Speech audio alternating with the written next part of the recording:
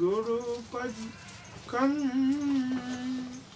कृपा सिंधु नरूप हरि महामोहतम पुन जासु वचन रवि कड़ी निकड़ा। श्री गुरु जी के सुमिरन मात्र से नासत विघ्नन तात सर्व आरंभ में ध्यावत है सब संत। बोलिए प्रेम से सतगुरु कबीर साहेब की जय। सभी संत महंतों की जय। नगर बस्ती की जय। विश्व के सभी आत्माओं की जय। आज फिर एक मौका हम सभी लोगों को प्राप्त हुआ है सत्संग में भाग लेने का।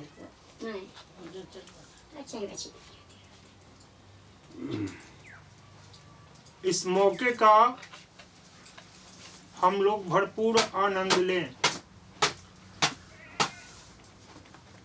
अर्चनीय वंदनीय संत समाज, आस्था ममता और श्रद्धा की प्रतिमूर्ति माता बहन, आप सभी को मेरा सप्रेम साहेब बंदगी। साहब कबीर कहते हैं, बनीज एक सबन मिली ठानी ठाना। बनीज एक सवन मिली ठाना, नेम धर्म संयम भगवाना। साहब कबीर कहते हैं कि सबने मिलकर के एक व्यापार खड़ा किया है। वो व्यापार किन किन चीजों का है? वो व्यापार है, कहते हैं, नेम, धर्म, संयम और भगवाना। ये चार चीजों का व्यापार लोगों ने शुरू किया है, पता नहीं कब से, और जो आज तक चला आ रहा है और सारा संसार इसमें उलझा हुआ है। आप लोगों ने राम कथा बहुत सुनी होगी, भागवत पुराण को सुना होगा, कृष्ण की कथा सुनी होगी,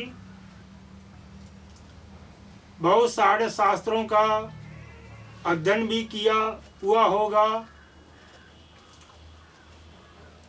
आप लोग के अंदर ये मान्यता बैठी हुई है कि संत गुरु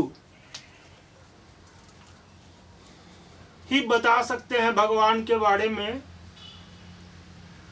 ईश्वर के बारे में, आत्मा परमात्मा के बारे में, जीवन मृत्यु के बारे में, बंधन मुक्ति के बारे में।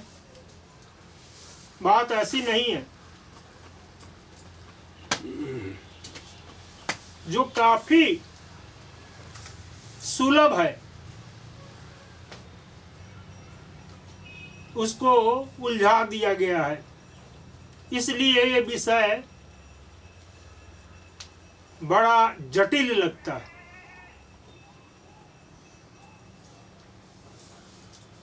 साहब कबीर कहते हैं, मैं कहता अखंड की देखी, तू कहता कागज की लेखी, मेरा तेरा मनमा कैसे ये खोई रे। अब शास्त्र पुराण कथने वाले बहुत है संसार में। बताते हैं कि इस गीता में फला अध्याय में यह श्लोक नंबर इतना है। मतलब शास्त्रों से, वेद से, पुराण से श्लोकों ऋचाओं की झड़ी लगा देते हैं, दोहे चपाइयों की झड़ी लगा देते हैं। क्या इसकी जरूरत है? साहब कबीर कहते हैं, बनीज एक सबन मिली ठाना, नेम धर्म संयम भगवाना। बहुत सारी बातें बता करके धर्म के नाम पर, संयम के नाम पर, भगवान के नाम पर बहुत सारा जाल फैला दिया गया है। बात बड़ा सरल है। साहब कबीर बहुत ही आत्मविश्वास के साथ कहते हैं, कहा सुनी की है नहीं देखा देखी बात, दुल्हा दुल्हन मिल गए फीकी पड़ी बारात। अगर ऐसा नहीं होता तो ऐसा वो नहीं कहते, क्योंकि उन्होंने स्वयं अपने अनुभव से कहा है कि कहा सुनी की है नहीं देखा देखी बात, दुल्हा दुल्हन मिल गए फीकी पड़ी बारात। बाराती सज धर कर जाती है, दरवाजे पर बारातियों की लोग स्वागत करते हैं, धूमधाम से स्वागत करते हैं लोग। फिर रात को सिंदूरदान होता है, दूल्हा दुल्हन एक साथ हो जाता है, तो बाराती भोज खाया और वापस होना शुरू हो जाता है। तो बहुत सारी बातें हुई है, लेकिन जिस दिन आपके जीवन में ये बात घटित हो जाएगी कि दुल्हा दुल्हन मिल गए, दुल्हन कौन है, दूल्हा कौन है, इसकी चर्चा हम बाद में करेंगे। आज आप लोगों को हम भगवान का दर्शन करा के ही छोड़ेंगे, इसलिए आप लोग एकदम ध्यान पूर्वक मेरी बातों को सुनिए और आंख मूंद कर विश्वास नहीं करिएगा, विचार भी करिएगा। विश्वास करने के लिए जो लोग कहते हैं वो आपको अंधविश्वासी बनाते हैं, इसलिए विश्वास आंख मूंद कर नहीं करना है, बल्कि विचार करके विश्वास करना, जान करके मानना है। ये मनुष्य जीवन बहुत ही बड़े भाग्य से हम लोग को प्राप्त हुआ है। क्या इस बात को हम लोग मानते हैं? जिस दिन ये बात हम लोग को समझ में आ जाएगी कि ये मनुष्य का चोला बड़े भाग्य से मिला है, अगर कोई भाग्य है तो यही एक भाग्य है, मनुष्य तन का मिलना। साहब कबीर अपने एक भजन के माध्यम से कहते हैं, चदरिया झीनी रे झीनी, राम नाम रस भीनी, चदरिया झीनी रे भीनी। ये चादर जो है शरीर रूपी, काया रूपी, इसमें राम नाम। अब यहाँ साहब कबीर के राम नाम से एक बहुत बड़ा सवाल खड़ा होता है। राम नाम, राम राम है नहीं, राम नाम मतलब राम का नाम। ब्रह्मपुत्र, ब्रह्मा का पुत्र, गंगा पुत्र मतलब गंगा का पुत्र। एक षष्ठी तत्पुरुष में है व्याकरण में। तो राम नाम से मतलब होता है राम का नाम। राम का नाम के संबंध में संत कबीर कहते हैं, राम नाम निज तत्व है कहत कबीर विचार। ये निज तत्व क्या है? आत्मा है। तो साहब कबीर कहते हैं कि इस पूरे ये शरीर पूरा हमारा उसके रस में, राम नाम के रस में भीना हुआ है, भीगा हुआ है। अब ये बात समझ लेने जैसी है। कबीर के अनुसार जैसे उन्होंने कहा कि जो तिल माही तेल है, जो चकमक में आग, तेरा साई तुझ में जाग सके तो जाग। तो तिल में, पूरे तिल में तेल होता है। उस तरीके से शरीर में जो चेतन की चेतना है पूरे शरीर में है। तो उस राम रस में ये काया रूपी चादर सनी हुई है।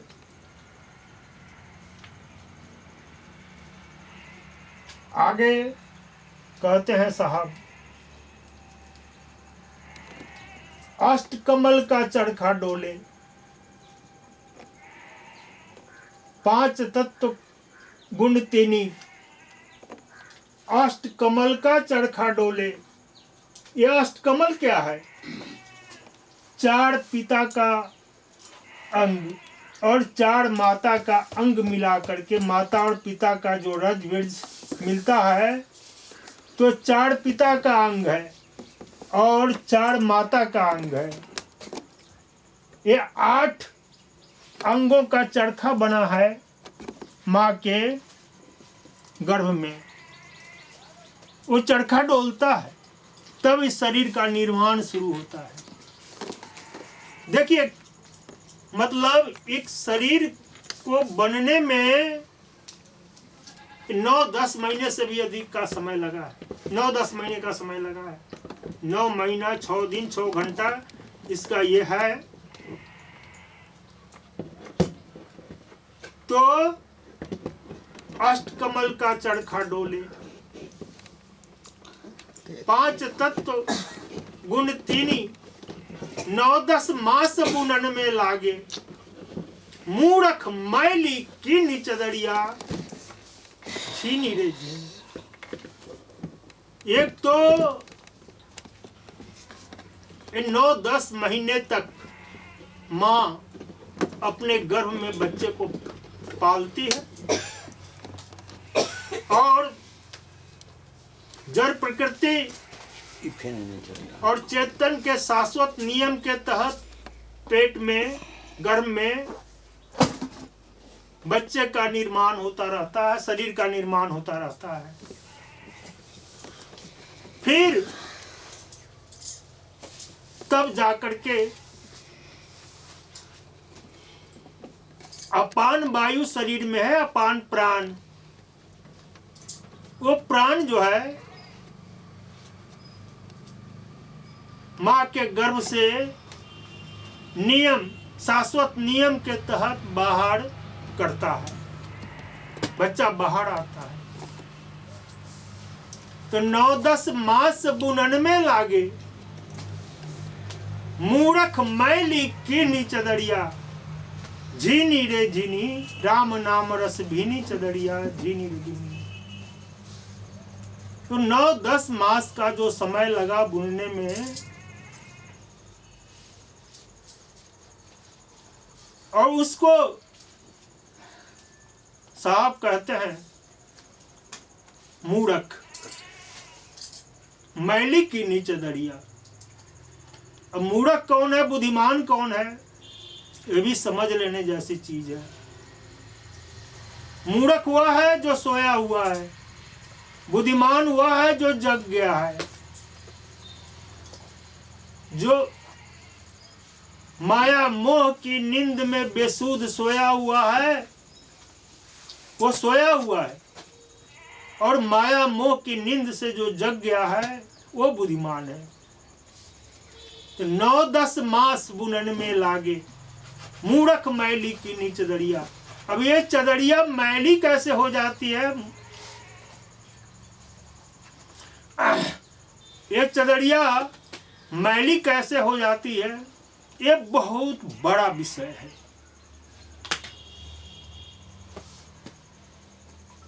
ये इस विषय पर बहुत कम लोग चर्चा करते हैं। बड़ा गहन विषय है ये, क्योंकि प्रकृति में सब कुछ हमारे शरीर में खाना का पचना, सांस का आना जाना, जो भी सिस्टम है शरीर के अंतर्गत, वो सारा सिस्टम अपना काम करता रहता है प्राकृतिक हिसाब से। प्राकृतिक हिसाब से वो अपना काम सिस्टम करता रहता है। इसमें हमको कुछ नहीं करना पड़ता है। नींद आती है अपने आप, नींद खुलती है अपने आप, सांसें आती है अपने आप।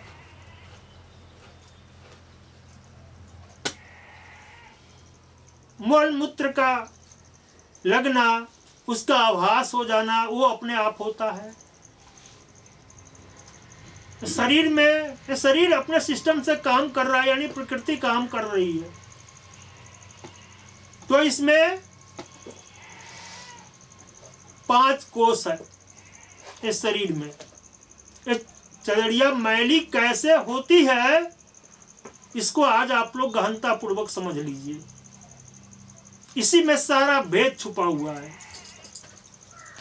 अगर यह बात आप लोगों को समझ में आ जाएगी तो भगवान से मिलना, जो आपके कल्पना की भगवान है, उस कल्पना की भगवान से तो हम नहीं मिला सकते, लेकिन जो असली भगवान है, हकीकत में भगवान है, उससे जरूर मिलवा सकते हैं।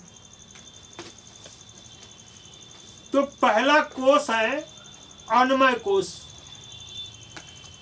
अन्नमय कोष जो ये शरीर दृष्टिगोचर है, जिसको हम देख रहे हैं, जो रक्त, मांस, मज्जा, हाड़ से बना हुआ है और ये दृष्टिगोचर है, जिसको हम लोग देखते हैं। ये शरीर चलता है, इसमें ब्लड बनता है। जब हम अन्न पानी खाते हैं, फल फूल खाते हैं, दूध दही खाते हैं, उससे हमारा ये शरीर चलता है। इसको कोई ऊपर में बैठा ईश्वर नहीं चलाता है, क्योंकि ये सारी चीजें प्रकृति में उपलब्ध है। और हम खेती करते हैं या खरीद कर, कोई खेती करता है, हम खरीद कर लाते हैं, उसको खाते हैं, जिससे हमारा यह शरीर चलता है। अगर हम भोजन गड़बड़ करते हैं तो हमारे इस शरीर का संतुलन बिगड़ जाता है।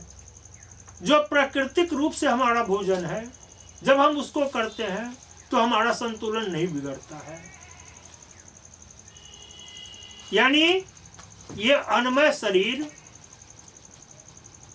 ठीक से चले, इसके लिए हमको भोजन की व्यवस्था को ठीक रखनी चाहिए।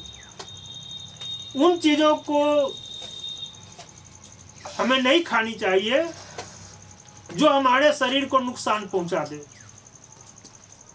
तो ये कोष, ये अन्नमय कोष हम भोजन से ठीक रख सकते हैं। इसमें भी अगर ऊपर से कीचड़ लग गया तो देखने में खराब लगता है, हम उसको तुरंत धोते हैं। ये बाहरी चीज है।